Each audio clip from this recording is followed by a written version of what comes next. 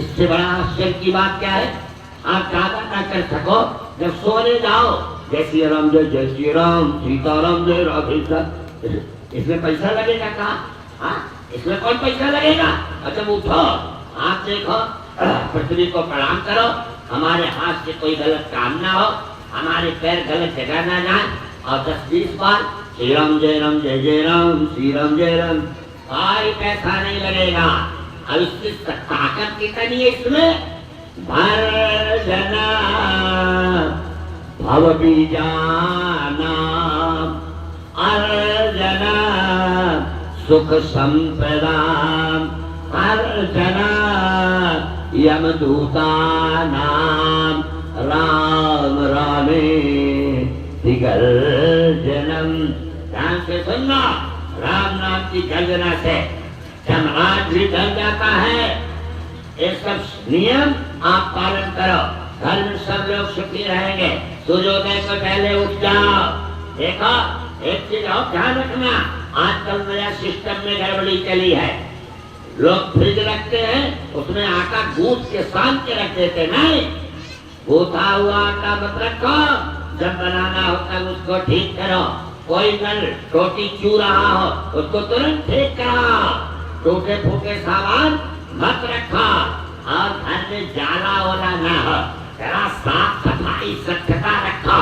लक्ष्मी स्वयं निवास रहेगा, तब लक्ष्मी स्वयं रहने के लिए आएगी।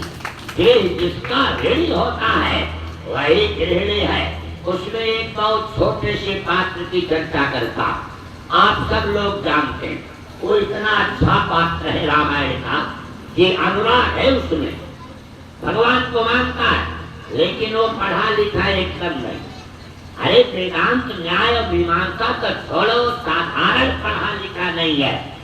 इसके बाद भोजन भी बहुत अच्छा नहीं करता, उच्च कोटि का, लेकिन क्या पूछना, प्रेम भगवान से करता है। और भगवान उसके दरवाजे पे आए, तब 15 यात्रा में है, और 12वां सलाम सुमंत्र बैठाए, सुमंत को भेजा। सुमंत को दशरथ जी निकाल के ले जाए। देखो मैं सीधे तो नहीं कह सकता, लेकिन तुम एक काम करो, रथ चढ़ाओ दिखलाई बन फिरो गए चिंता, इन लोगों को दिखला करके लौटा करके ले आना, और सच बताओ ये सुमंत ने बात कही है कि प्रभु महाराज दशरथ जी ऐसी इच्छा है कि आप यहाँ से लौट चले। अब तो आप थोड़ी दूर आ गए। अरे कहा कैसे लौट चले? पिताजी ने कहा तो नहीं लौट सकते, फेरी प्रभु मिथिलेश किशोरी, सीता जी को लौटा दे। महाराज जी ने कहा जाओ, नहीं फिर धीरे दो भाई, सत्य संध दृढ़ प्रतर घोराई। कभी कभी अच्छे लोग विवश हो जाते हैं, उनकी परिस्थितियां होती हैं, उनको उनकी जगह बैठ के आप सोचिए, तब कहीं जाके आपको पता लगेगा कि वो सही थे कि गलत थे। गलत स्थितियों के क्रम की वृत्तियों की चिंतन की आस्था के आयाम में सोचने का एक संदर्भ है। चक्रवर्ती दशरथ सम्राट, लेकिन कभी कह चुके 2 वरदान, और वरदान ने तो दे दिया। इसीलिए वाल्मीकि रामायण में चक्रवर्ती सम्राट दशरथ श्री राम से कहते हैं, बेटा मैं नहीं चाहता तुम जाओ, अहम राघव कैकेय्या वरदानेन मोहिता, मैं कैकेयी के वरदान से विमुक्त हूं। मैं कह चुका हूँ निगृह्यवा, हमको तुम कारागार में डाल दो, राघव तुम राज्य कर सकते हो। वाल्मीकि रामायण में तुलसी के राम नहीं कहते, लेकिन राम जी ने चरणों में नमन किया। और अगर ये बात मान ली जाती तो फिर राम जी का जो आदर्श आज उपस्थापित है वो कैसे उपस्थापित होता, इसको ध्यान रखिए। जहाँ क्रम में कृष्ण के साथ रहते हुए, धर्म की मर्यादा को जानते हुए, धर्म के स्वरूप में रहते हुए भी युधिष्ठिर जैसा व्यक्तित्व द्वापर में अपने भाइयों को, अपने पत्नी को दांव पे लगा देता है, वही रहता कि स्थिति इतनी ऊंची है कि राम अपने भाई के लिए बन जाना स्वीकार कर लेता है। लेकिन अगर स्वीकार कर लेता है तो भारत भी कम नहीं है। 14 वर्ष तक भारत अयोध्या छोड़ दिए, ननिहाल में 12 वर्ष तक ननिहाल में रहे। क्यों कि कैकेयी की जो पिता थे उनकी शर्त थी कि आपके यहाँ बड़ी महारानी कौशल्या है और उनका बेटा जेठ स्वाम सेवक लग भाई बड़े का लड़का ही राजा बनता है। अगर आप कैकेयी से शादी करना चाहते हो तो ये आपको मानना पड़ेगा, हमारी बेटी का बेटा ही राजा बनेगा। दशरथ जी एक बार वशिष्ठ की ओर देखे। गुरुदेव वशिष्ठ ने कहा, स्वकार्यम साथ एक धीमान, तत्काल की परिस्थितियों का वर्तमान को ठीक करो, तुम विवाह करो तो समय जो परिस्थितियां आएंगी उसका आकलन किया जाएगा। और जब भरत ने ये समझा कि हमारे राज्य के लिए माँ की ये शर्त है तो आप अयोध्या से प्रसिद्ध कर दिया और 12 वर्ष तक ननिहाल रह गए। और कैकेयी राम से इतना प्रभावित हुई, मुंह पर करे सने विषय थे, मैं कर प्रीत परीक्षा देखे कैकेयी ने मान लिया। अब हमको उस शर्त की कोई आवश्यकता नहीं है। इसीलिए दशरथ पहुंचने पे पहला वाक्य कहे थे, भामिनी भयो तारे मैंने भावा। उनको क्या पता कि बीच में मंथरा आ गई। हाँ, एक बार सुनो, अपने घर में किसी मंथरा को मत घुसने देना। और मंथरा अगर कुछ कहे ना तो आप समझो, उनको समझा देना कि देखो भाई, ये हमारा पारिवारिक, हमारा घर का, हमारा स्वरूप है, इसमें आपको बोलने की कोई जरूरत नहीं है। और हमारी जेठानी है, हमारी देवरानी है, हमारी सास है, हमारे ससुर हैं, हमारे देवर हैं, हम और पारिवारिक पृष्ठभूमि में भेद नीति डालने वाले को कभी भी स्वीकार मत करो, क्योंकि वो घर की व्यवस्था को बिगाड़ेंगे ही ना। इसलिए भारत 12 वर्ष तक अयोध्या को छोड़ के ननिहाल में रह गए। श्री राम ने कहा, भारत अगर तुम मेरे लिए 12 वर्षों तक छोड़ सकते हो अयोध्या, तो मेरे चरित्र को, मेरे स्वरूप को, मेरे गुण को प्रकट करने के लिए, तो तुम्हारे चरित्र को स्थापित करने के लिए राम 14 वर्षों के लिए अयोध्या छोड़ रहा है। ये त्याग से, भाई भाई के प्रेम में संग्रह नहीं, त्याग की महत्ता है। कौन कितना त्याग कर सकता है। एक निवेदन और करो, किसी स्थिति में, बड़ी असमानता में, कोई विपत्ति में अगर सगा भाई आ गया है और जब धरती पर निश्चित रूप से कोई अनावश्यक अपनी शक्ति के बल पे अपने भाई की संपत्ति को अगर बचाना चाहेगा, जमीन को हड़पना चाहेगा, तत्काल भले अच्छा लगता हो, परिणाम में शांति नहीं आएगी। इसीलिए जिसका जितना जो है वो सब प्रसन्नता से बांट कर प्रसन्न रहना चाहिए। शास्त्रकारों ने संभाल करके संक्षेप से बड़े अच्छे क्रम में एक बात बताई, बाटी विपत्ति मोही अब भाई। ने कहा, भरत, धरती पर भाई उसको कहते हैं जो संपत्ति का बंटवारा करता है, लेकिन रामायण में भाई उसे कहते हैं जो विपत्ति का बंटवारा करता है। जो विपत्ति का, आप समझो, भाई की विपत्ति में साथ साथ खड़े हो जाओ, क्योंकि भाई के समान सबको ही मिलेगा। सब सुत पीत नारी भवन परिवारा। बेटे हो सकते हैं, भाई के बेटे हो सकते हैं, पैसा आप बहुत कमा सकते हो, एक बार चला गया फिर ला सकते हो। हाँ, सोचो, विवाह हुआ, दूसरी शादी करके दूसरी पत्नी ला सकते हो, घर बनवा सकते हो।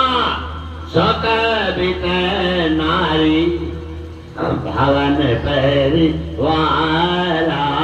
देखो यहाँ भवन बना, सब भाइयों के बने, विशाखापट्टनम में बना, हर जगह बना, दिल्ली में 2-2 फ्लैट उच्च कोटि के बने, इस परिवार के रोज बन रहे हैं, बनेंगे।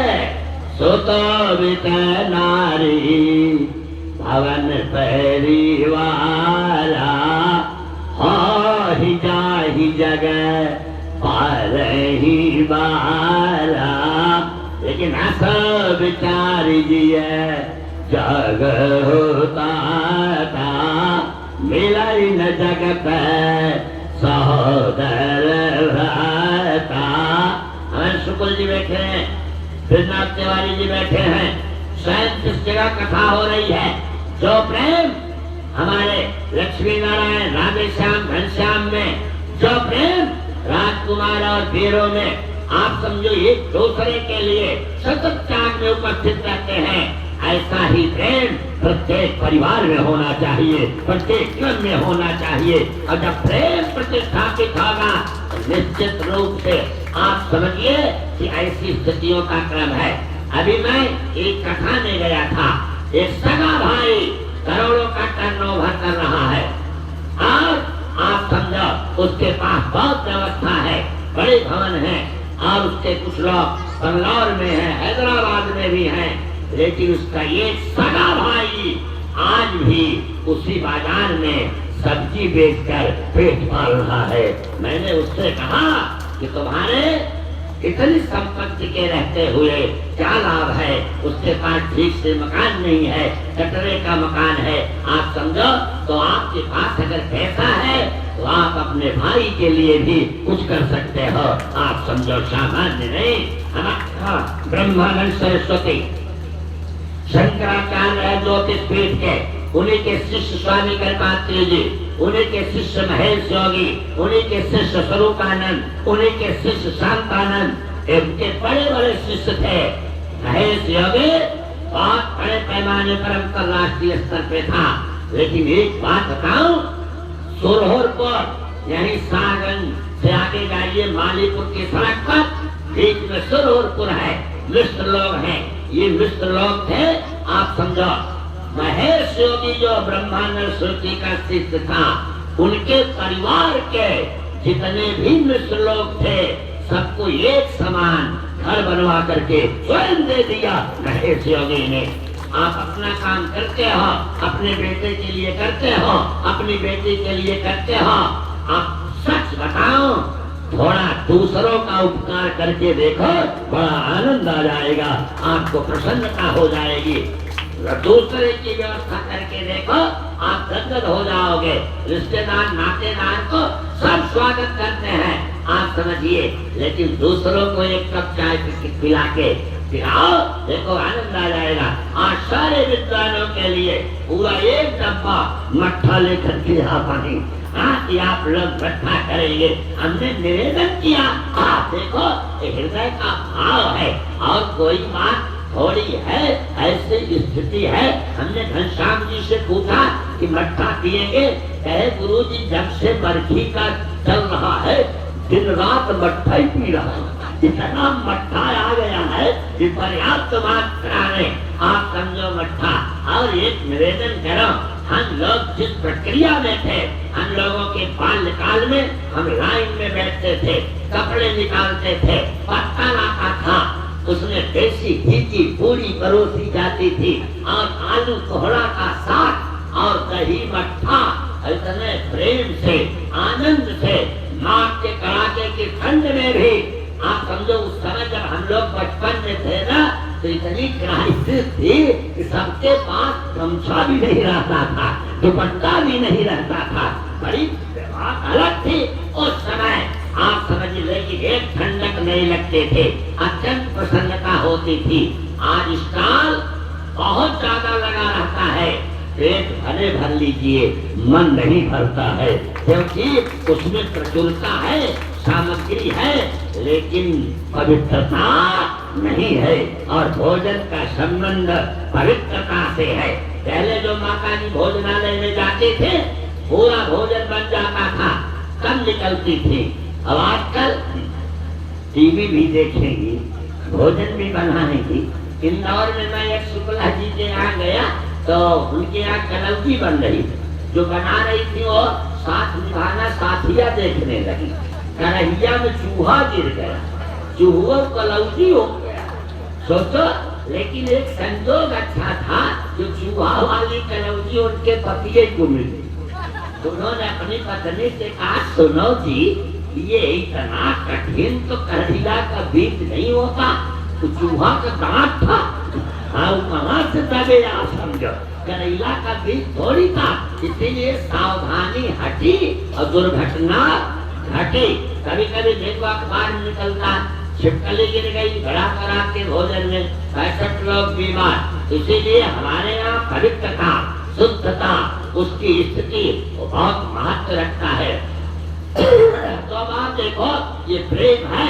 सुमंत ने कहा श्री किशोरी जी को ही भेज दो। कहा कैसे भेज दे, जब चल नहीं जाएगा तो तरंग नहीं जा सकती है। जो स्थिति गति जल की है वही तरंग की है, कैसे भेज दे। एक बात बताओ, सुमंत लौट नहीं पा रहा है, कितना चिंतित हुआ सुमंत। ध्यान से सुनना, एक बात तुलसीदास जी ने छत्री के लिए नहीं लिखी, पैस के लिए नहीं लिखी, सूत्र के लिए नहीं लिखी। जो जितने ऊंचाई पर है उसकी जिम्मेदारी उतनी ज्यादा है। विप्र विवेकी भेद विदा सम्मत साधु सुजात। जिमित होके मदपान करी सचिव सोचते ही भात। सुमंत इतना चिंतित हुआ जैसे कोई ब्राह्मण मद्यपान कर लिया, यानी और कोई पी ले कोई बात नहीं, उसकी प्रक्रिया में है। हमारे यहाँ ब्राह्मण ज्ञान विज्ञान शिक्षण ब्रह्म कर्म स्वभावजम विरक्ता इंद्रिया थे तो प्रशांत आत्मा जितेन्द्रिया क्षिप्रम विजानी चिरम सुरा एक ब्राह्मण लक्षण। इसीलिए धर्म दे दुष्कै मैं पाई। एक कवि ने लिखा इतने लोग मर जाएं तो रोना मत, मरे पैल करियान। पहले पैल होते न था, अब उठावा उठुबई करे, मरे वहाँ खासा में निखाटू। नाराज मत होना, वो पति जो 1 रुपया न कमाए का फायदा। हाँ, और मरे कर कसाना। धन्यवाद, आप लोग नाराज मत होना, जो हरदम झगड़ा ही करे, मरे वह अनिजन काटो, घोड़ा आगे न बढ़े। ब्राह्मण वह मर जाए, हाथ ले मदिरा पीवे। छत्री को नहीं कहा, पैसे को नहीं कहा, शूद्र को नहीं कहा, क्योंकि कपड़ा जितना ज्यादा चमकीला सफेद होगा दाग उतना ज्यादा दिखाई पड़ेगा। अगर ब्राह्मण का तप तपा स्वाध्याय निर्तम तपस्वी होगा तो उसका अनुगमन करने वाला ब्राह्मण तो सारे वर्गों को आके बैठ गया। अभी आज तो चीज है, अक्षत लीजिए, फूल लीजिए, हाथ इधर कीजिए, पैर इधर कीजिए, ऐसे बैठिए, इधर घूमिए। इतना उसको सांस्कृतिक चेतना ब्राह्मण को दिया कि आपके कहने से सारे समाज का मूवमेंट चल रहा है। जब ब्राह्मण तपस्वी होगा तो समाज का हर व्यक्ति उसकी तपस्या का लाभ उठाएगा, उसकी व्यवस्था का संदर्भ करेगा। लेकिन एक नियम और बता दो, हाँ प्रशंसा नहीं कर रहा, एक ब्राह्मण है जो मंगल चाहता। डॉक्टर बहुत अच्छे हैं, लेकिन जब चाहता है कि लोग बीमार हो तब न क्लिनिक बढ़ेगा। वकील बहुत अच्छा है, सोचता है जब कुछ होगा तब न कचहरी आएंगे। हाँ, मतलब सब लोग सोचते हैं कहीं न कहीं कुछ अमंगल होगा तब मेरे यहाँ आएंगे। लेकिन ब्राह्मण तन में मना शिव संकल्प वस्तु, आपके घर बेटे का जन्म हो, बेटी का विवाह हो, तिलक हो, परीक्षा हो, रामायण पाठ हो, सारी चीज हो, हमारे शुभों के लिए आप समझो यही सोचते रहते हैं। ऐसी स्थितियां हैं। और इसलिए जब आप देखोगे तो 12 वर्ष राम सुमंत्र पठारा दुखी हुआ क्योंकि घोड़े नहीं लौट रहे हैं। तो सोचो तब सुरसरी तीर आप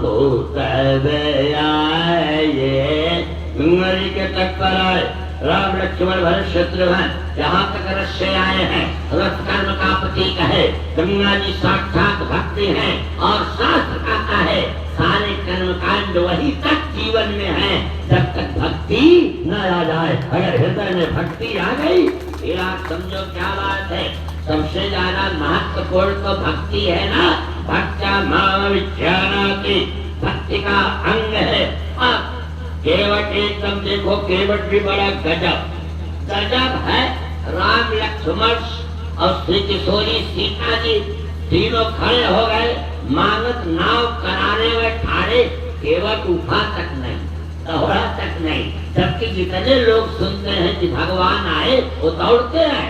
गमन श्रवण सुनि पावा, मनोरथ तुर धावा, जैसे तैसे उठ आवाई, और वृंद का संगन लावाई, आए धाम काम सब त्यागी, मनोरंग निधि लूटन लागी, समर्थ आई बिलो कहीं जाई, सब दौड़ते हैं। लेकिन एक निवेदन करो, सज्जन हमसे कहे गुरु जी बहुत लगन है और इसमें बहुत लगन। हमने कहा हाँ जी लगन है, और उसी में ये भी है। अच्छा एक बात बताओ, बिना लगन के भक्ति हो भी कथा सुनेंगे आप? देखिए तो इतने दूर दूर से लोग आए हैं और आपका अभिनंदन है। अब आप समझिए तो सामान्य बात है, भक्ति भाव भादव नदी समय चली ठहराए, सरिता सोई सराहिए, जो जेठ मास